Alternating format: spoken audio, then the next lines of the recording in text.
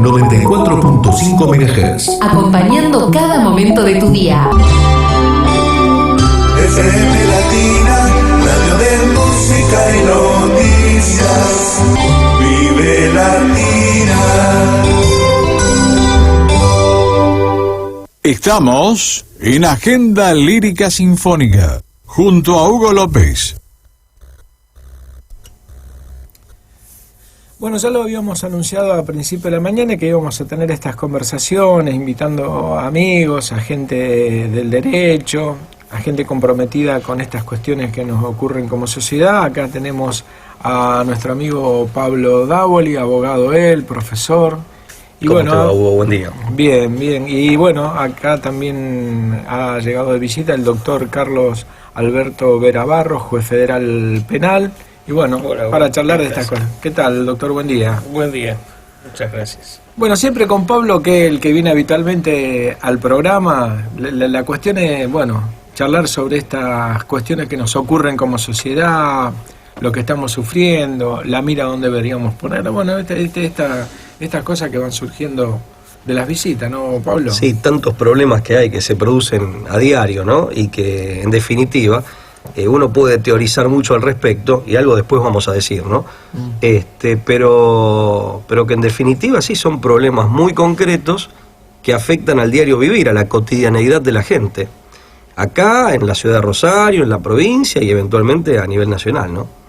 Pero eso es lo importante, me parece a mí. O sea, a veces yo me planteo, uno teoriza. Bueno, está bien, podemos teorizar y charlar al respecto, y eso está muy bien, en la medida de que sirva para iluminar un problema concreto, o algún aspecto de ese problema. Lo peor sería no hablarlo. No, por supuesto. Pero cuando lo hablamos, hablarlo con un sentido práctico, es decir, para desentrañar bien de qué se trata y ver de si se puede aportar alguna solución. Con lo que sería amplitud espiritual, sí. Y con vergüenza, en algunos casos con vergüenza moral, porque a veces se discuten los temas y se discuten nada más que en lo minúsculo a ver si puedo ganar la conversación. Bueno, yo creo que esa actitud le he hecho, y ni hablar cuando se da entre políticos, o entre profesores, o entre periodistas, cuando entra a tallar esa suerte de soberbia, sí, creo que le hace mucho mal al debate, un debate que debiera estar centrado en buscar mejoramiento. Claro, y en buscar respuestas concretas. Claro. Doctor, ¿cómo ve este tema del mejoramiento de la sociedad, de estas que en algunos casos el mismo pueblo está haciendo reclamos muy fuertes, que con esta situación no se puede seguir? Hay varios puntos. Ustedes hablaban recién de lo fructuoso del diálogo, y para que el diálogo sea fructífero tiene que partir del reconocimiento del otro, claro, del respeto al otro, y buscar juntos la verdad. Lo que uno ve es todavía mucha intolerancia. Lo hablábamos hace un rato, ¿no? Sí. Con relación a alguna gente que maximiza o se pone muy fuerte en sus posiciones y niega completamente toda otra visión.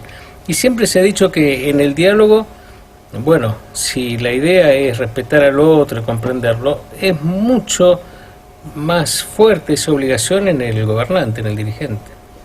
Y el dirigente parece el más inmune al diálogo, salvo cuando ya la cuestión no se puede parar, ¿no? Ahí pareciera querer escuchar, pero si no se encierra en lo que siempre se ha dicho, en la Torre de Marfil, y se queda con sus ideas, que a veces son ideas que vienen militando hace años, ¿no? Pero que, en fin, no siempre son las que deben imponerse, o las que son verdaderas por un momento determinado. Siempre es necesario escuchar al otro, y máxime cuando se es gobernante. Siempre hay que estar con el oído puesto en la gente, en la sociedad, en fin, tantas señales que hay, ¿no? Hoy en día para no tomar el debate de las ideas como una justa deportiva ni intención, sino el debate como un elemento para el mejoramiento de la sociedad, para ver como un verdadero compromiso, ¿no? Sí. Y no una justa, no se trata de ver quién rebate al otro, sino buscar elementos de verdad en el diálogo, y estar dispuesto a que el diálogo sea fructífero y que se construyan nuevas soluciones a partir del diálogo. Siempre pasa, ¿no? Cuando uno está ensimismado en un problema, el consejo, la voz de un tercero permite abrir el panorama, y por ahí aparece la solución. Pablo, vos estás preocupado por estas cuestiones, también has analizado el rol que tienen los medios en esta cuestión. Los medios tienen una gran responsabilidad y a veces parece como que lo único que hacen es acompañar estos enfrentamientos o fomentarlos a veces. Sí, bueno, ahí hay un elemento importante, hay un factor importante. Por un lado, muchas veces los medios no reflejan adecuadamente la realidad. Ahí habría que analizar caso por caso, ¿no? Para ser justo y equitativo. Pero ese es un primer problema. Si los medios están funcionando como un espejo fiel que devuelve a la sociedad su propia imagen, o si la devolución constituye una imagen deliberadamente tergiversada. En segundo lugar, muchas veces sí, fomentar la pelea y el escándalo, o desviar el eje de la discusión. Yo, por ejemplo, en este programa lo he dicho, a riesgo de aburrir, lo vuelvo a decir como un ejemplo reciente. Cuando fue el desfile cívico-militar del Bicentenario, de la Independencia Argentina, yo sinceramente me puse contento. Independientemente de mi propia adscripción política, yo no soy del PRO, ni soy macrista, ni nada que se le parezca. Pero bueno, desde luego, más allá de eso, y por eso lo aclaro, más allá de eso, realmente me puse contento. Y fíjate que muchos medios de comunicación, sobre todo en la televisión, se desvió el eje de la discusión cuando yo vi que desfilaron los excombatientes de Malvinas y vi la reacción de la gente, pese al proceso de desmalvinización, por así decir, que hubo en los últimos 20 y pico de años, vi la reacción de la gente. Yo como argentino realmente me puse contento. Sin embargo, ciertos programas de televisión que tienen alto impacto mediático y que inciden en la opinión pública se encargaron de desviar el eje de la discusión en torno a la figura de Aldo Rico y demás, pero en definitiva, y se arruinó un clima, si se quiere, se enrareció, y creo que no, que se arruinó un clima de legítima algarabía popular y social, que incluso fue aglutinante de las diversas clases sociales. O sea, cuando todos aplaudimos a los excombatientes, no había diferencias ni de clase social, ni de porteños e interior, éramos todos argentinos. Son esos eventos o esos símbolos que a veces están encarnados en una persona, que son unitivos de un pueblo y que son representativos al menos de un aspecto de su historia y de su identidad. Entonces sí, los medios tienen, y después está esta vocación por el escándalo, que perdón, el Evangelio dice: el que es fiel en lo poco es fiel en lo mucho. Bueno, en alguna parte del Nuevo Testamento está, no recuerdo en cuál.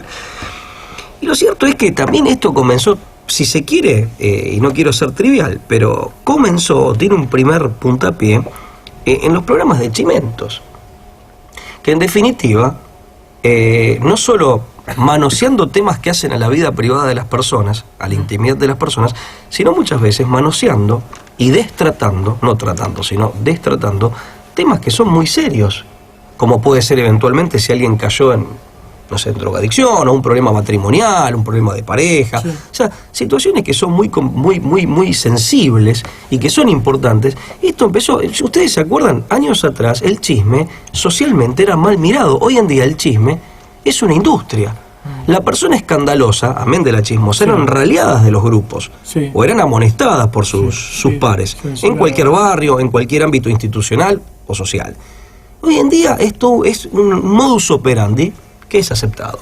Y en esto creo que los medios tienen una responsabilidad. Doctor Vera Barros, ¿cómo ve usted? ¿Dónde está la sociedad? ¿Qué le reclamaría por su investidura y lo que usted representa?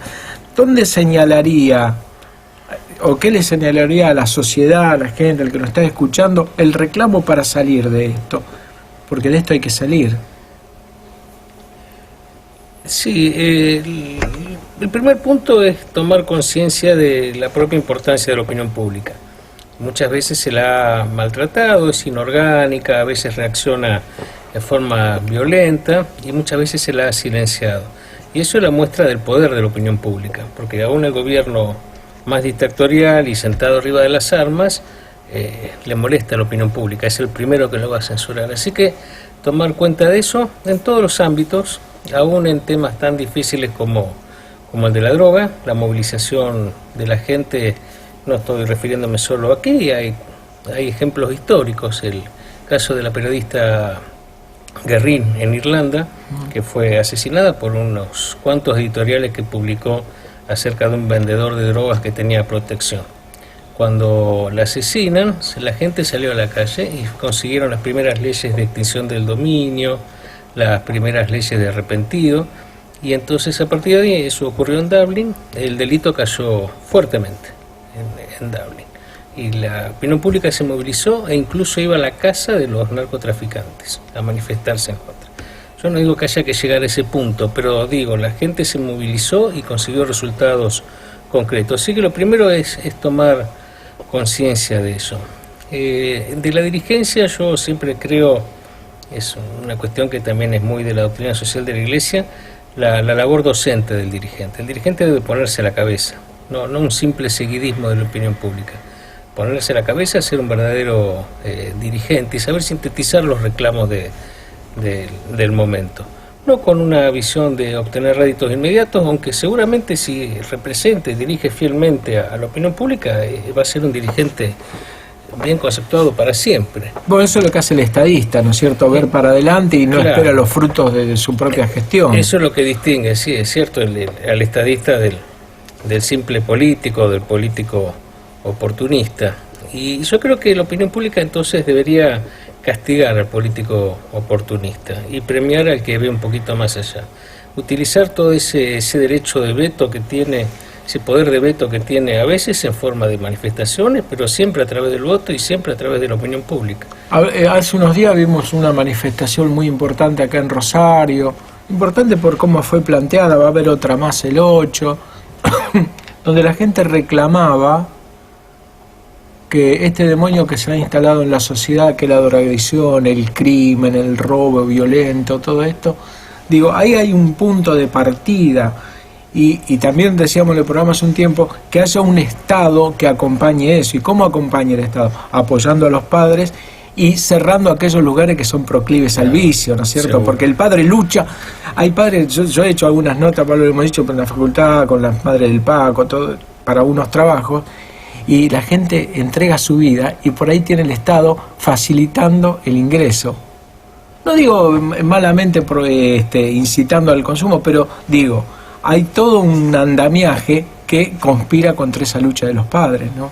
Sí, porque el Estado a veces pierde pequeñas luchas y a veces no son por grandes negociados, a veces es por comodidad o por no enfrentar, minúscula, o por no enfrentar a grupos que son poderosos y se va perdiendo esas batallas.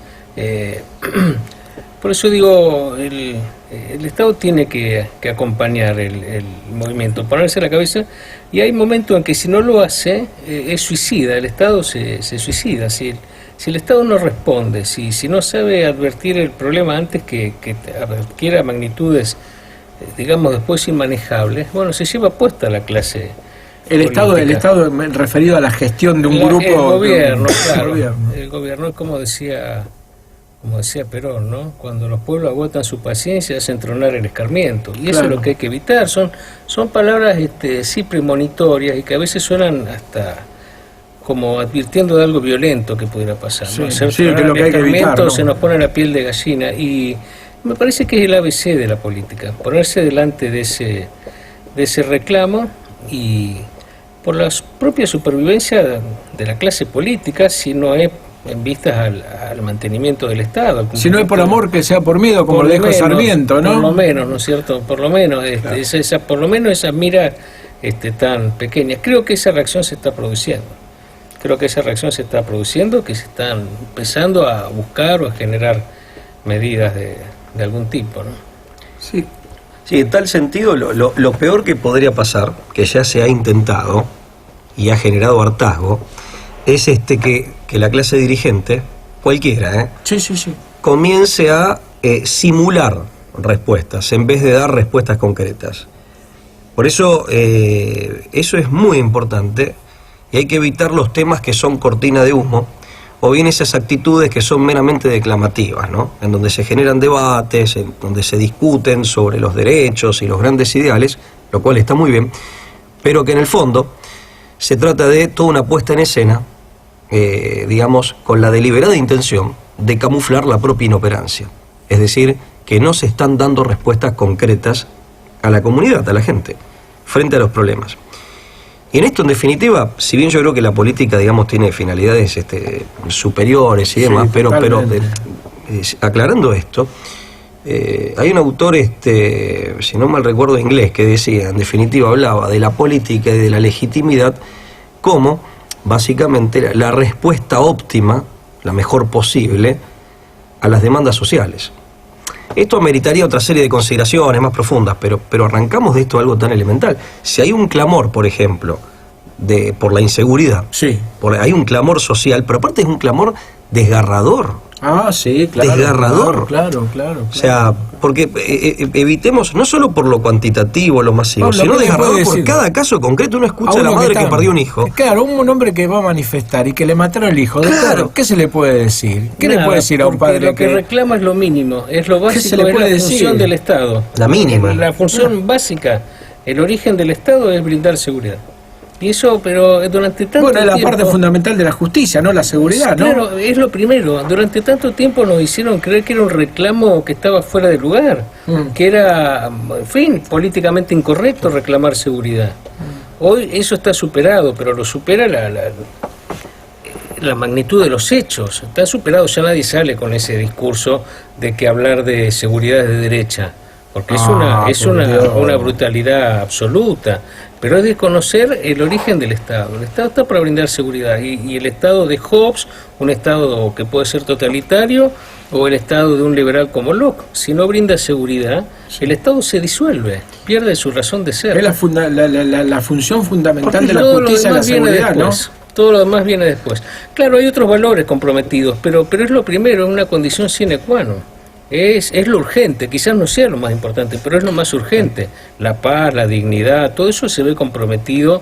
Pero sin con un hombre seguridad. con un hombre vivo. Claro, Un hombre muerto claro. sin necesidad, son valores que no existen. Por eso te no exacto. están, no están. Sí, sí. Por Es eso básico, digo, es lo- ojo es lo con- primero. Claro, es lo elemental, lo La obligación básico. primera, sí.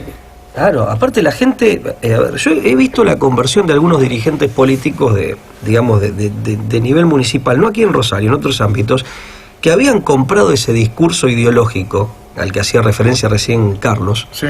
y después hablando con la gente en los barrios, con los sectores populares a los que ellos pretendían representar, se dieron cuenta del error. Es decir, la gente, me acuerdo un dirigente político de la ciudad de Santa Fe, me decía hace unos años atrás, ¿no? Que fue un candidato, finalmente, bueno, esta persona salió un poco de ruedo político, me decía, la gente tiene un miedo atroz a morir, y la que más miedo tiene es la gente más humilde, porque el tipo Y de... el temor genera odio, ¿eh? Ah, sí, es claro, una no, base, es una base sí, fundada y la venganza económica. privada, Y la venganza privada. Claro. Pero que para eso está el Estado. Es que también dijeron, no cómo la gente se va a defender o cómo... Pero sí es un instinto natural, básico. Y, perdón, Carlos, y el tiene un Estado derecho está para, a defenderse. bueno, justamente el Estado está para... Cuando expropia la venganza Sí. privada, la toma en mano del Estado. Bueno, pero tiene que cumplir esa función.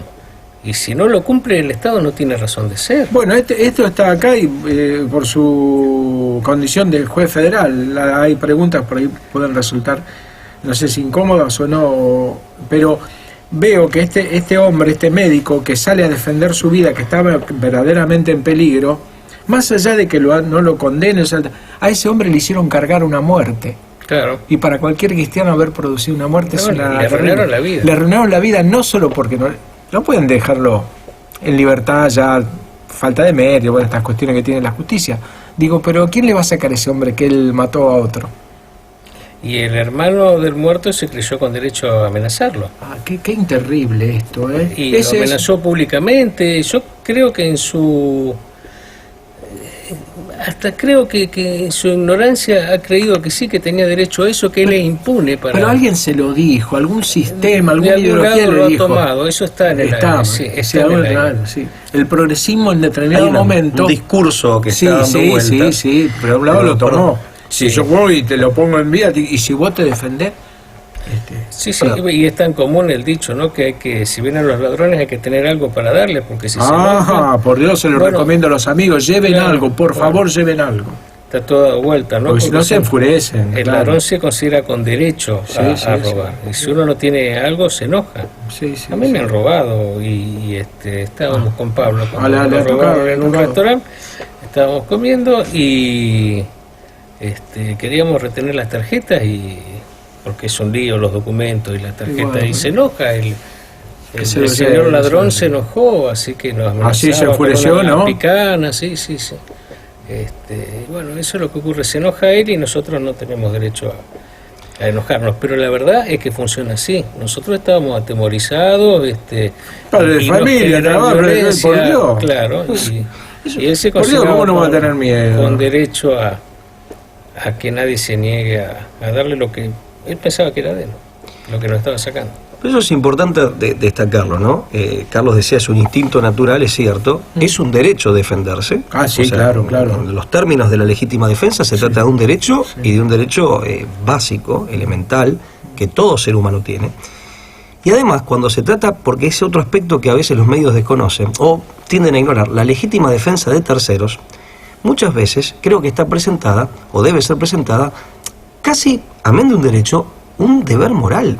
A mí me educaron que, amén de defender a los propios, amén de defender a los propios frente a una agresión ilegítima, tus hijos, aquellos que están a tu cargo, a cualquier persona aunque no la conozcas, indefensa, inocente, que está siendo injustamente atacada.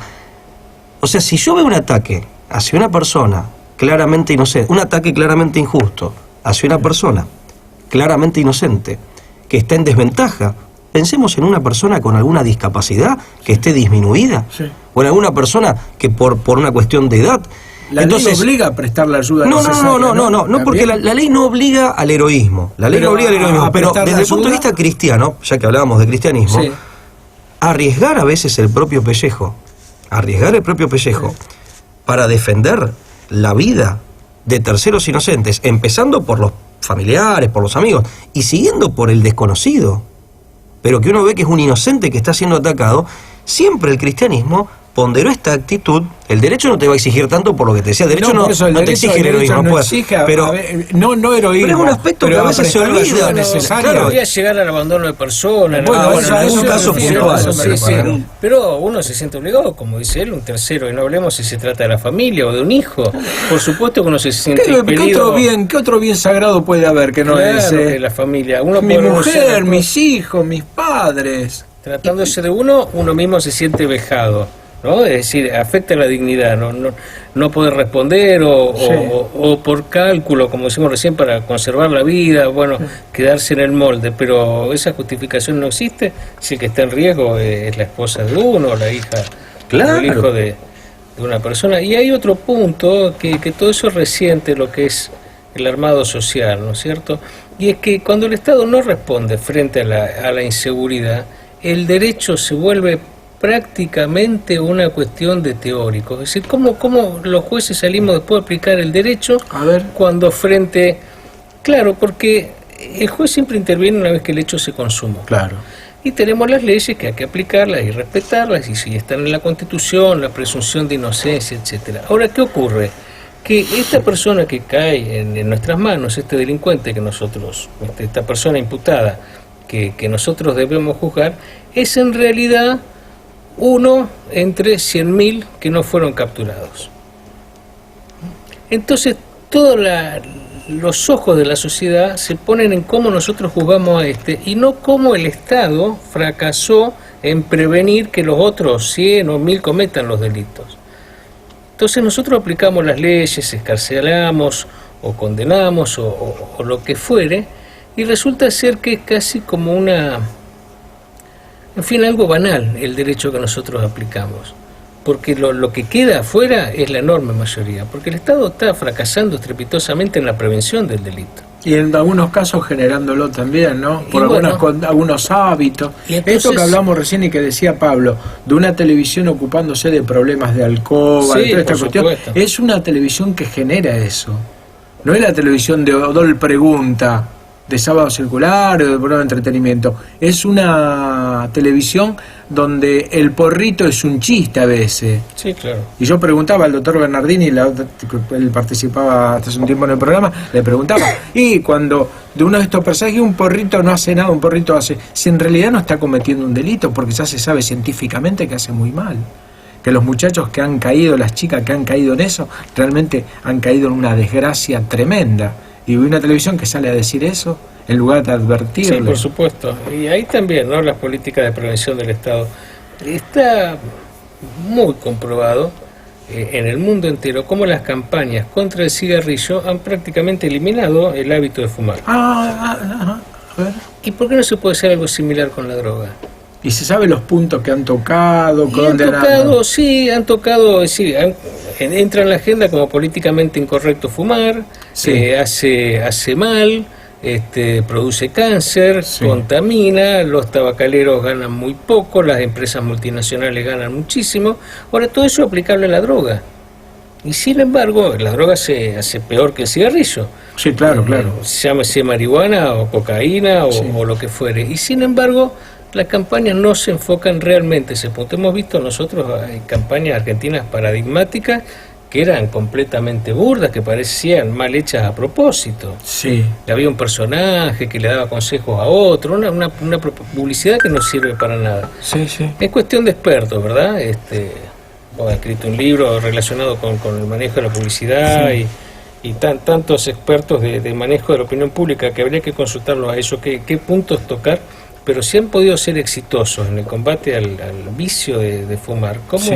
mediante campañas de bien público manejadas por el Estado, cómo no se puede también, digamos, condenar de la misma manera el cigarrillo, hacerle la marihuana, la cocaína, las drogas en general, hacerle conciencia en la gente de que eso es dañino? Pero como decís vos, porque el mensaje subliminal que existe es que no es dañino. Y bueno, sale algún irresponsable, alguna sí, chica irresponsable que realmente no sabe ni lo que se trata un geniol, a decir que no hace mal, y un porrito, Sí, y la claro. otra dice, bueno, a la noche me fumo un porrito, tiene 2 hijos, y la otra, una chica bien decía la otra vez, y si a un hijo le pasa algo y tiene que salir ella a la calle, después de haber fumado un claro. porro. O sea, esas cuestiones, lo del porrito como cosa inocente, divertida, que se lo vayan a decir a los padres de los y chicos más que están allá, sumergidos ¿no? en eso. El éxtasis y tantas cosas vinculados ya con los placeres, con la fiesta, con las mujeres, con el sexo.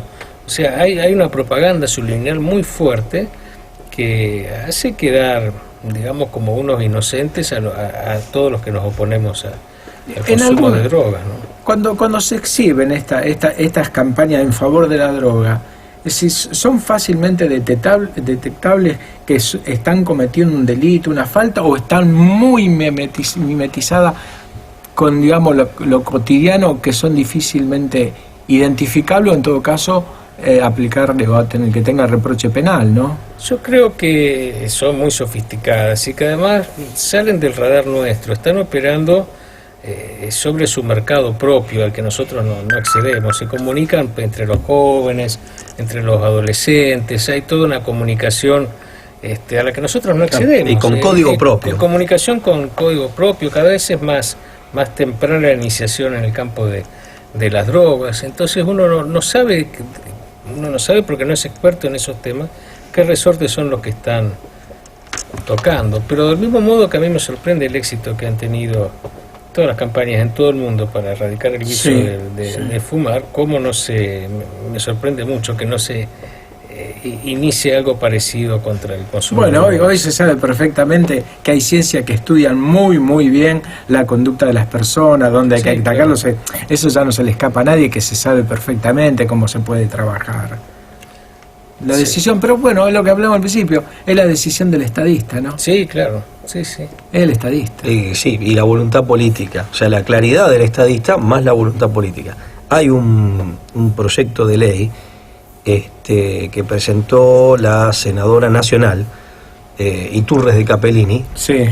en donde se busca implementar una campaña como la similar o con características similares a la que se hizo contra el cigarrillo, Qué bueno, no sabía. contra la marihuana. Sí, creo que tiene estado parlamentario, pero es cierto que sí, que el proyecto lo presentó esta senadora, la senadora Iturres de Capellini, y hay que ver, bueno, que los senadores... Ahora, también nosotros como ciudadanía, otra forma también de pedir a nuestras autoridades, que es un derecho también que hasta las monarquías, hasta la monarquía absoluta francesa, antes de la Revolución, reconocía el derecho de peticionar.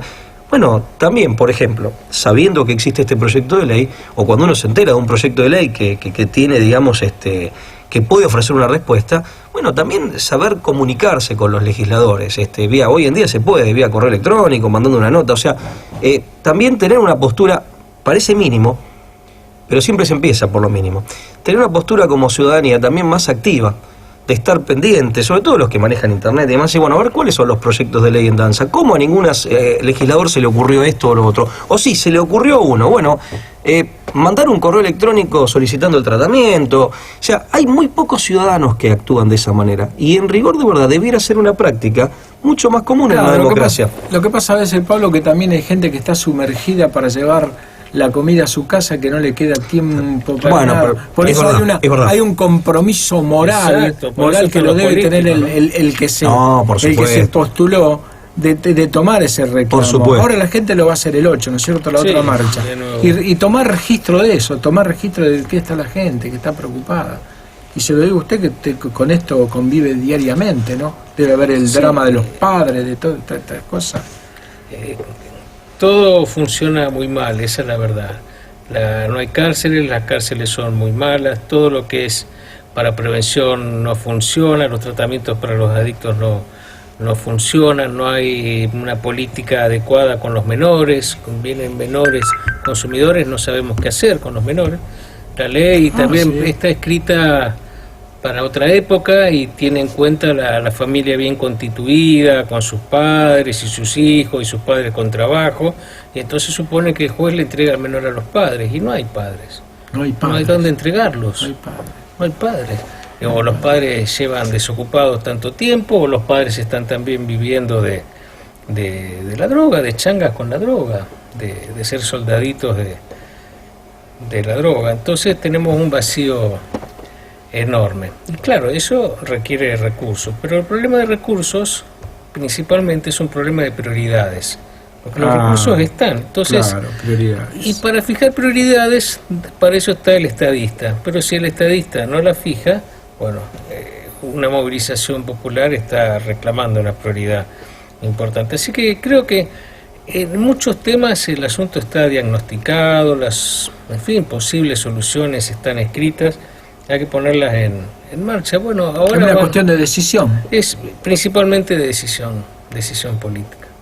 Sí, porque a veces uno se encuentra también que la policía a veces maltrata al ciudadano, al hombre que cumple, que está enrolado en la sociedad, que cumple con sus cosas, y ante el delito le hace la vista gorda. Exacto. Conozco gente que ha tenido problemas por cumplir su función y se le ha generado un problema.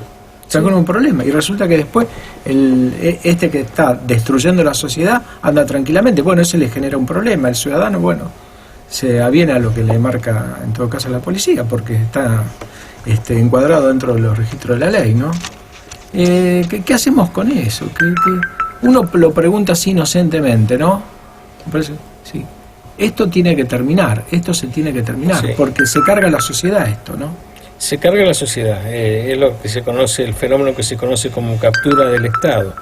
Cuando el Estado no interviene, empieza a ser tomado, copado por los delincuentes. Muchos de estos crímenes que nosotros veíamos, que hasta hace poco se justificaban como ajuste de cuentas, bueno, es un concepto muy riesgoso hablar de ajuste de cuentas.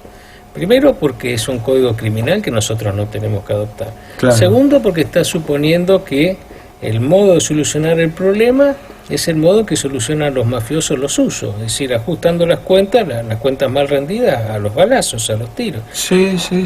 Tercer punto es que si nosotros pensamos que esa es la solución, estamos suponiendo que no hay daños colaterales, que se matan entre ellos y que la sociedad no se entera, que no afecta a terceros. Y cuarto es que no se percibe que de ese modo lo que se está dirimiendo muchas veces son disputas territoriales.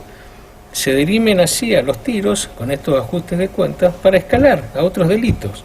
Pasan de sicariato a secuestro de personas a las drogas, y después empieza la captura del Estado. Así que justificarse o consolarse diciendo de ajuste de cuentas, es decir, que se maten entre ellos, que son popularmente es así, bueno, mientras se maten entre ellos. Bueno, tiene todas estas implicancias, es riesgosísimo. Bueno, usted lo señalaba al principio, que cuando el Estado se corre, está ausente y la gente tiene que tomar justicia por mano propia, ahí aparece. Claro, en política una vez leía que decía, en política es como en física, los espacios vacíos se ocupan. Claro. O sea, nunca queda vacío. Claro. Entonces, si se corre el Estado, si se corre la autoridad legítima, aparece un remedio de eso, que según los casos puede ser mejor o peor, pero en todo caso siempre va a ser anómalo y va a conllevar el riesgo de la ilegitimidad y eventualmente en los peores casos de la criminalidad, seguro. Es más, fíjate que los fenómenos de mafia normalmente, esto, bueno, acá Carlos lo conoce mejor que yo, de las organizaciones criminales que tienen fuerte arraigo en determinados lugares, muchas veces cuentan con cierto consenso social. ¿Por qué? Porque el mafioso, de alguna manera, mantiene el orden. Mantiene un orden que el Estado ya no mantiene. Entonces, eso se veía en los... es más, eso se vio el proceso en la misma Sicilia con la mafia tradicional. Sí. Pasó aquí con la gendarmería. Claro. Pasó aquí con la gendarmería. Cuando la gendarmería sacó en esa intervención de un verano, de un fin de año, 70 allanamientos simultáneos y sacó al narco de algunas zonas, cuando se fue la gendarmería fue un desastre, porque el narco se había ido, ya no había control, entonces empezaron una serie de delitos que son menos graves, pero que a la gente le afecta más directamente, los robos, los arrebatos. Se generó. Se generó eso porque faltaba la autoridad del mafioso que mantenía el orden para poder hacer su negocio tranquilo. Claro, porque dice, no, está el mafioso acá, más o menos está en orden, porque él cuida, sí, lo toma como un valor. Y eso ¿no? le genera, uno lo ha dicho, ¿sí? Lo toman como un valor, le genera una suerte de protección que se refleja por parte de la gente, que se refleja ante todo en cierta lealtad o cierta, ante todo en lo que los sicilianos llamaban la omertà, la ley del silencio. Sí, claro. O sea, por miedo o porque decir, bueno, es peor esto que nada. Entonces yo, si viene la policía y me pregunta, ¿usted vio? ¿Usted puede testificar? No digo nada, no dice nada de esa persona.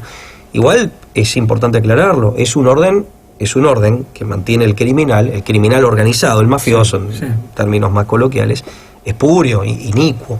Bien. Pero eso sucede porque, por lo que decía muy bien Carlos, porque el Estado se va, porque el Estado no cumple bien su función. Y el caso Escobar. El caso Escobar. Sí. Es decir, Escobar era dueño de la zona, hacía beneficencia. Bueno, acá lo hemos visto. Los mafiosos que se enseñorean en una zona pagan al club de barrio, le dan trabajo a algunos cuantos y entonces cumplen un rol que el Estado no cumple. Claro, porque si el Estado a ellos los quiere correr con dinero, no se va a poder porque ellos tienen más dinero que el Estado ahora. Esto lo decía José María Bernet hace un tiempo en el programa.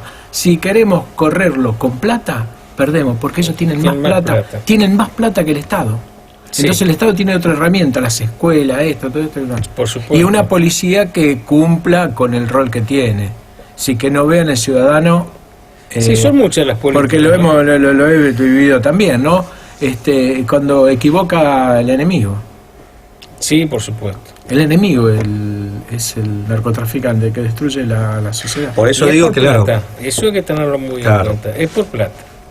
Por eso digo que no hay que ceder o confundirse por las apariencias, las inmediatas. O sea, es un orden que necesariamente, ese orden que mantiene más o menos el criminal de estas características, es un orden, criminal precisamente, es un orden inicuo. En el fondo es profundamente injusto, desde luego que es ilegítimo y es nefasto.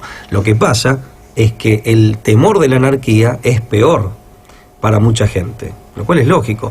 Pero por eso digo, porque aparte es un poco el que hace beneficencia, pero la hace con plata que obtuvo de la muerte, después de haber generado muerte. Por eso digo, es tramposo esto. Digo eso, es profundamente tramposo. Ahora, esto sucede y la gente cede a esa trampa cuando el Estado no cumple con su función, está ausente, se retiró. Hay un librito muy bueno de Matías Duguin, se llama El orden clandestino.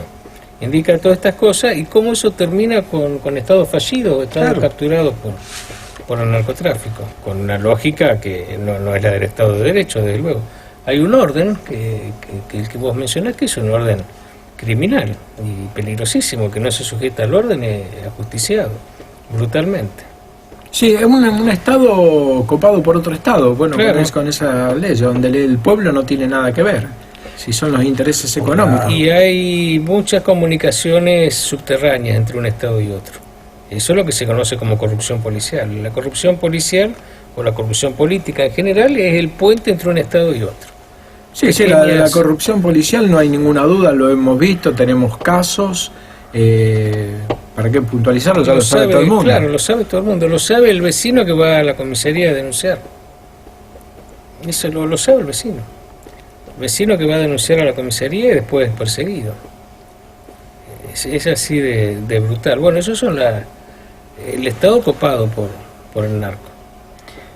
Esto Es verdaderamente trágico. No, es trágico. Es terror. Hay un autor terrible. un autor canadiense, pero que da clases en Estados Unidos, el profesor Scott, que habla del Estado profundo, en referencia a lo que dice Carlos, y dice, en realidad el Estado tiene como una puerta trasera, que el público no ve.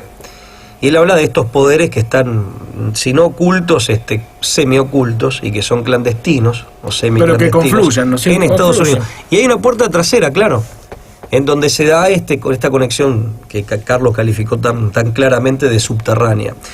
Pero por eso, bueno, el Estado sí tiene que estar en manos de la autoridad legítima, y esta, para mantenerse legítima, debe cumplir con su función, y debe hacerlo dentro de lo humanamente posible, o sea, lo mejor dentro de lo humanamente posible. Sí, uno puede, y lo toma, ¿no es cierto?, lo que significa un narcotraficante, el narcoterrorismo, pero la tragedia de un policía vinculado con eso ya... Claro. Ya eso Los pájaros tirándole la escopeta, como claro, dicen, ¿no? ya es tremendo, es de una gravedad que es inusitada. Es decir, el que pongo yo, el que me traiciona. Volviendo Pues es una traición en la máxima expresión, ¿no? Claro, volviendo al ajuste de cuentas, en el ajuste de cuentas hay zona liberada. Para que los delincuentes arreglen su cuenta entre ellos, hay zona liberada. O sea que el Estado en ese caso está jugando al más fuerte. Termina siendo empleado del más fuerte, el que se impone en ese ajuste de cuentas, el que le limpió el territorio para que lo haga. Eso es el que uno escucha, con una motito pararon, le pegaron 2 tiros, Claro. salieron en la moto y se fueron. Exacto. Sí, raro, no sé la cantidad de muertes que llevamos este mes, pero más o menos similar a la cantidad de días que han transcurrido Sí, en sí, agosto. sí, había sido récord. Al momento de la marcha eran 24, ¿no? Sí, Y hablo entonces de que se pone la lupa en el que cae en manos de la justicia. Uno de los 24 muertos había sido matado justamente por una persona que tenía libertad condicional. Conforme a las leyes, el juez le dio la libertad condicional y este salió y mató de nuevo a uno de los 24. Bien.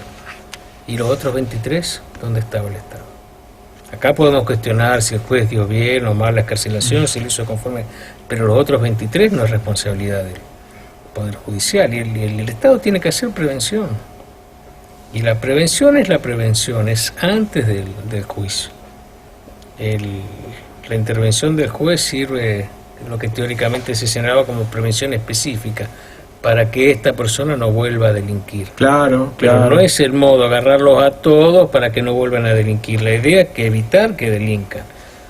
Porque si lo agarramos a todos y después lo ponemos preso para que no vuelvan a delinquir, antes mataron a media ciudad. La prevención. Y la prevención, claro, y no es tan difícil, ¿Y ¿no? cuáles serían los actores fundamentales en esa prevención, Bueno, doctor? Usted que conoce el fenómeno. inteligencia policial, ¿no? Yo digo, tiene que haber inteligencia policial, tiene que saber cuáles son las zonas calientes y tiene que saber cuáles son las comisarías que están en la zona caliente. Y ahí hay que pedir rendición de cuentas.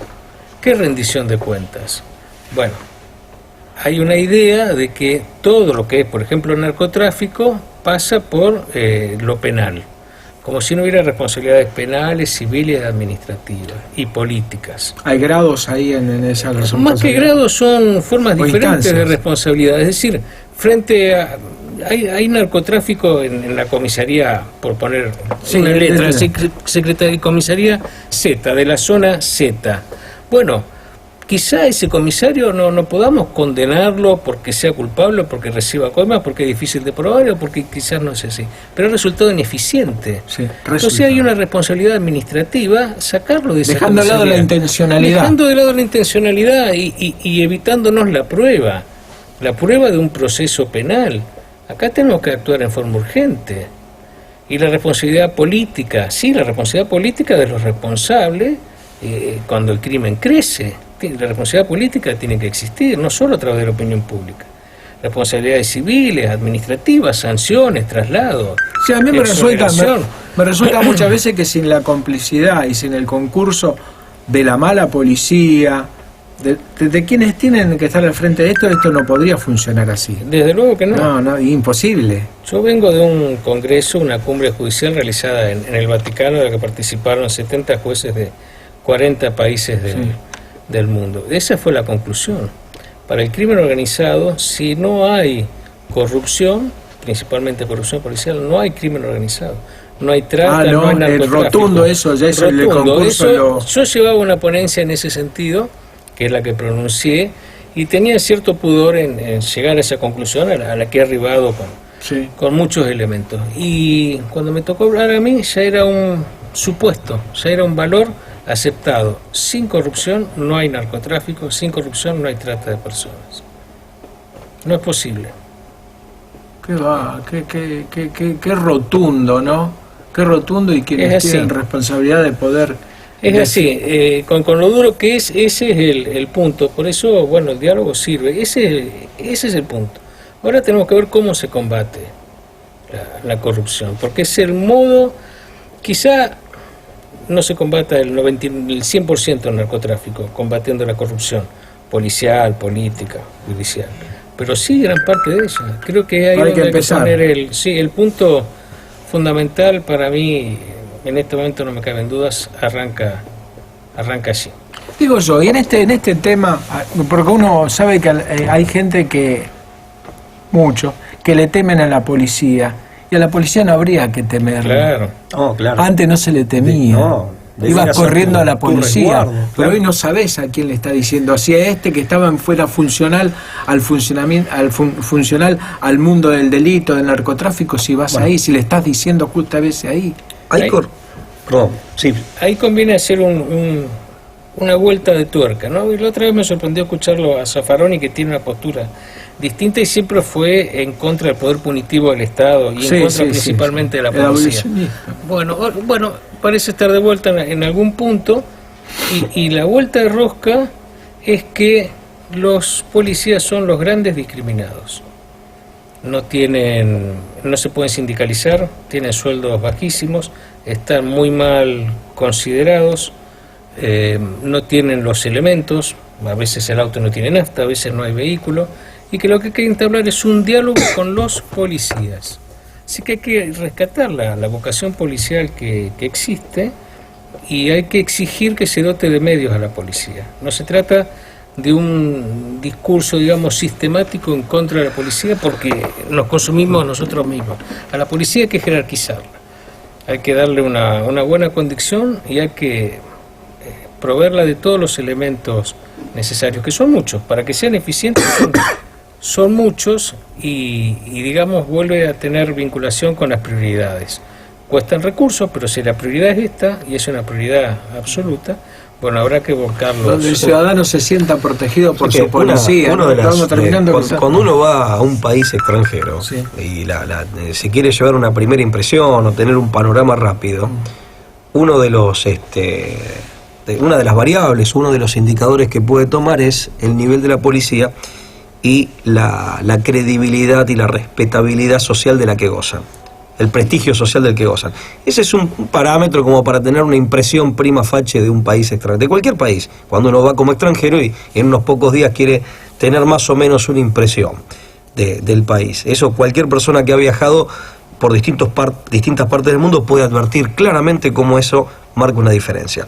Yo di clases en la vieja escuela de policía un tiempo, y también por un breve tiempo en el centro de instrucción en destino, y me acuerdo que los propios estudiantes en la vieja escuela de policía para oficiales, en el otro caso para agentes, y después en el centro allá donde está la jefatura de la fábrica de armas, hace algunos años, ellos manifestaban su preocupación, sobre todo los que iban a ser agentes, por no solo la falta de pertrechos o la insuficiencia de los pertrechos con las que iban a tener que trabajar, sino también una capacitación que ellos mismos, siendo muy jovencitos y siendo todavía estudiantes, una capacitación que ellos mismos estimaban que era muy baja. Que no se sentían preparados. Claro. Ahora, desde ya que este linchamiento simbólico, y ahora volvemos al tema de los medios, ya que vos hacías referencia un poco al libro que escribí con Carena, con Lucas Carena, y a vos te gusta el tema de los medios, los medios no todos, por supuesto, pero muchos de ellos, y muchos programas de televisión, radiales, muchos periodistas, han tenido muchísimo que ver con este linchamiento mediático, simbólico, de la institución policial. Y eso hay que borrarlo, pues, lamentablemente ya estamos terminando, pero eso es una realidad y hay que reconocerlo. La gente le teme a la policía, pero le teme a veces, y la policía en algunos casos, porque ha venido policía, tenemos policía mío, en algunos casos ha contribuido a eso. Sí, a veces es un círculo vicioso, porque hay muchísimos policías honestos que quedan invisibles, muchísimos policías honestos, amén de la naturaleza benigna de la institución en sí, per se. Sí. Correcto, por lo que la institución es, tal como está concebida, sí, y plasmada en las leyes, y eso queda invisibilizado. Totalmente. Por eso yo comparto lo que dice acá Carlos, de que es un círculo vicioso. Doctor, lamentablemente ya estamos terminando y esto es sumamente riquísimo por el debate en sí, porque poner estas cuestiones en la superficie. Su reflexión final, y bueno, si abusando de su generosidad, vamos a ver si seguimos charlando de estos temas en algún otro programa, Con todo gusto, sí.